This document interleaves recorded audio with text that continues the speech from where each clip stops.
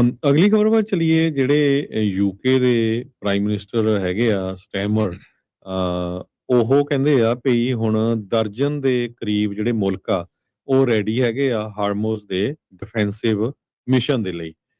ਕਹਿੰਦੇ ਵੀ ਫਰਾਂਸ ਤੇ ਬ੍ਰਿਟੇਨ ਨੇ ਇੱਕ ਮੀਟਿੰਗ ਪੈਰਿਸ ਦੇ ਵਿੱਚ ਚੇਅਰ ਕੀਤੀ ਆ, ਜਿੱਥੇ 49 ਮੁਲਕਾਂ ਦੇ ਜਿਹੜੇ ਹੈੱਡ ਆ ਉਹ ਇਨਵੋਲਵ ਸੀਗੇ ਜਾਂ ਉਹਨਾਂ ਦੇ ਰਿਪਰੈਜ਼ੈਂਟੇਟਿਵ। ਉਹਦੇ ਵਿੱਚ ਉਹਨਾਂ ਨੇ ਡਿਸਕਸ ਕੀਤਾ ਹੈਗਾ ਵੀ ਕਿਸ ਤਰ੍ਹਾਂ ਅਸੀਂ ਮਲਟੀਨੈਸ਼ਨਲ ਡਿਫੈਂਸਿਵ ਮਿਸ਼ਨ ਜਿਹੜਾ ਤਿਆਰ ਕਰ ਸਕਦੇ ਹਾਂ, ਤਾਂ ਕਿ ਸਟੇਟ ਆਫ ਹਾਰਮੋਜ਼ ਚੋਂ ਜਿਹੜੀ ਸ਼ਿਪਿੰਗ ਆ ਉਹ ਬੜੀ ਸਮੂਥਲੀ ਚੱਲਦੀ ਰਹੇ। ਕਿਉਂਕਿ ਆਪਾਂ ਦੇਖਿਆ ਹੀ ਆ ਵੀ ਦੁਨੀਆ ਦੀ ਇਕੋਨਮੀ ਹਿੱਲ ਗਈ ਆ ਸਟੇਟ ਆਫ ਹਾਰਮੋਜ਼ ਨੂੰ ਕਲੋਜ਼ ਕਰਨ ਤੋਂ ਬਾਅਦ। 20% ਤੇਲ ਜਿੱਥੋਂ ਲੰਘਦਾ ਹੋਵੇ, ਤੇ ਕਈ ਮੁਲਕਾਂ ਦੇ ਤਾਂ ਉਹਨਾਂ ਨੇ ਆਲਰੇਡੀ ਕੱਟ ਲਾਣੇ ਸ਼ੁਰੂ ਕਰ ਦਿੱਤੇ ਹੈਗੇ ਆ, ਛੁੱਟੀਆਂ ਕਰ ਦਿੱਤੀਆਂ ਹੈਗੀਆਂ ਕਿ ਕੰਮ ਤੇ ਨਾ ਆਓ, ਜਿਹੜੀ ਗੈਸ ਹੈ ਨਹੀਂ। ਬ੍ਰਿਟਿਸ਼ ਦੇ ਪ੍ਰਾਈਮ ਮਿਨਿਸਟਰ ਕੀਅਰ ਸਟੈਮਰ, ਉਹਨਾਂ ਨੇ ਇਹ ਕਿਹਾ ਵੀ ਦਰਜਨ ਮੁਲਕ ਆਲਰੇਡੀ ਰੈਡੀ ਹੈਗੇ ਆ ਇਸ ਕੰਮ ਦੇ ਲਈ। ਜੀ ਬਿਲਕੁਲ। ਅਗਲੀ ਖਬਰ ਵੱਲ ਚਲੀਏ। ਜਿਹੜੇ ਯੂਕੇ ਦੇ ਪ੍ਰਾਈਮ ਮਿਨਿਸਟਰ ਹੈਗੇ ਆ ਸਟੈਮਰ, ਉਹ ਕਹਿੰਦੇ ਆ ਵੀ ਹੁਣ ਦਰਜਨ ਦੇ ਕਰੀਬ ਜਿਹੜੇ ਮੁਲਕ ਆ ਉਹ ਰੈਡੀ ਹੈਗੇ ਆ ਹਾਰਮੋਜ਼ ਦੇ ਡਿਫੈਂਸਿਵ ਮਿਸ਼ਨ ਦੇ ਲਈ।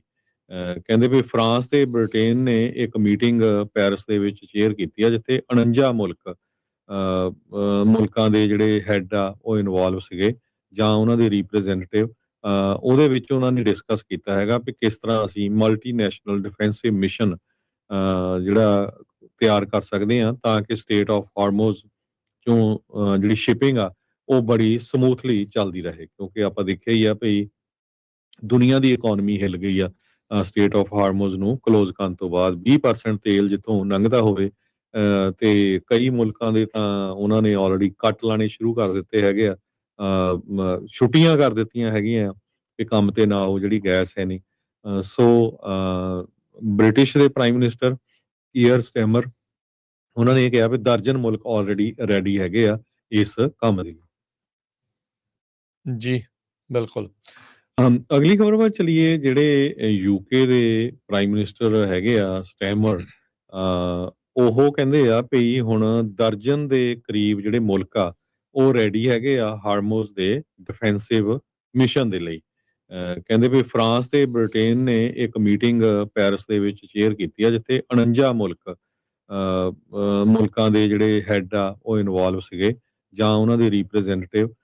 ਉਹਦੇ ਵਿੱਚ ਉਹਨਾਂ ਨੇ ਡਿਸਕਸ ਕੀਤਾ ਹੈਗਾ ਵੀ ਕਿਸ ਤਰ੍ਹਾਂ ਅਸੀਂ ਮਲਟੀਨੈਸ਼ਨਲ ਡਿਫੈਂਸਿਵ ਮਿਸ਼ਨ ਜਿਹੜਾ ਤਿਆਰ ਕਰ ਸਕਦੇ ਹਾਂ, ਤਾਂ ਕਿ ਸਟੇਟ ਆਫ ਹਾਰਮੋਜ਼ ਚੋਂ ਜਿਹੜੀ ਸ਼ਿਪਿੰਗ ਆ ਉਹ ਬੜੀ ਸਮੂਥਲੀ ਚੱਲਦੀ ਰਹੇ। ਕਿਉਂਕਿ ਆਪਾਂ ਦੇਖਿਆ ਹੀ ਆ ਵੀ ਦੁਨੀਆ ਦੀ ਇਕੋਨਮੀ ਹਿੱਲ ਗਈ ਆ ਸਟੇਟ ਆਫ ਹਾਰਮੋਜ਼ ਨੂੰ ਕਲੋਜ਼ ਕਰਨ ਤੋਂ ਬਾਅਦ। 20% ਤੇਲ ਜਿੱਥੋਂ ਲੰਘਦਾ ਹੋਵੇ, ਤੇ ਕਈ ਮੁਲਕਾਂ ਦੇ ਤਾਂ ਉਹਨਾਂ ਨੇ ਆਲਰੇਡੀ ਕੱਟ ਲਾਣੇ ਸ਼ੁਰੂ ਕਰ ਦਿੱਤੇ ਹੈਗੇ ਆ, ਛੁੱਟੀਆਂ ਕਰ ਦਿੱਤੀਆਂ ਹੈਗੀਆਂ ਕਿ ਕੰਮ ਤੇ ਨਾ ਆਓ, ਜਿਹੜੀ ਗੈਸ ਹੈ ਨਹੀਂ।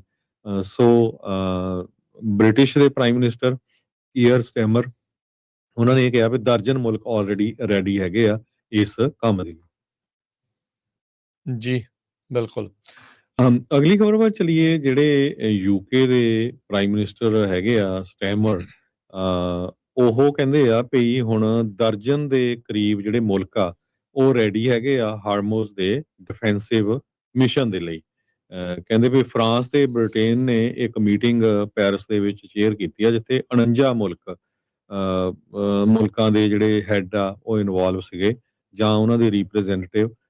ਉਹਦੇ ਵਿੱਚ ਉਹਨਾਂ ਨੇ ਡਿਸਕਸ ਕੀਤਾ ਹੈਗਾ ਵੀ ਕਿਸ ਤਰ੍ਹਾਂ ਅਸੀਂ ਮਲਟੀਨੈਸ਼ਨਲ ਡਿਫੈਂਸਿਵ ਮਿਸ਼ਨ ਜਿਹੜਾ ਤਿਆਰ ਕਰ ਸਕਦੇ ਹਾਂ, ਤਾਂ ਕਿ ਸਟੇਟ ਆਫ ਹਾਰਮੋਜ਼ ਚੋਂ ਜਿਹੜੀ ਸ਼ਿਪਿੰਗ ਆ ਉਹ ਬੜੀ ਸਮੂਥਲੀ ਚੱਲਦੀ ਰਹੇ। ਕਿਉਂਕਿ ਆਪਾਂ ਦੇਖਿਆ ਹੀ ਆ ਵੀ ਦੁਨੀਆ ਦੀ ਇਕੋਨਮੀ ਹਿੱਲ ਗਈ ਆ ਸਟੇਟ ਆਫ ਹਾਰਮੋਜ਼ ਨੂੰ ਕਲੋਜ਼ ਕਰਨ ਤੋਂ ਬਾਅਦ। 20% ਤੇਲ ਜਿੱਥੋਂ ਲੰਘਦਾ ਹੋਵੇ, ਤੇ ਕਈ ਮੁਲਕਾਂ ਦੇ ਤਾਂ ਉਹਨਾਂ ਨੇ ਆਲਰੇਡੀ ਕੱਟ ਲਾਣੇ ਸ਼ੁਰੂ ਕਰ ਦਿੱਤੇ ਹੈਗੇ ਆ, ਛੁੱਟੀਆਂ ਕਰ ਦਿੱਤੀਆਂ ਹੈਗੀਆਂ ਕਿ ਕੰਮ ਤੇ ਨਾ ਆਓ, ਜਿਹੜੀ ਗੈਸ ਹੈ ਨਹੀਂ।